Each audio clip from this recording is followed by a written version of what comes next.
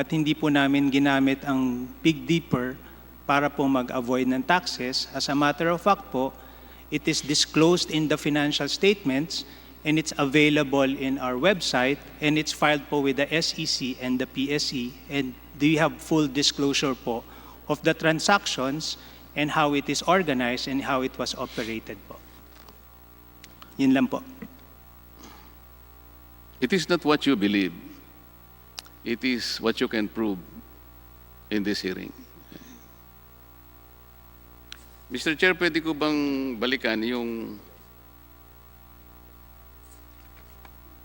Kasi po kahapon pinag-uusapan natin yung AMCARA insofar as this subject is concerned, sapagkat ang AMCARA is one of the group subsidiaries na napasali doon sa consolidation ng parent company which is ABS-CBN.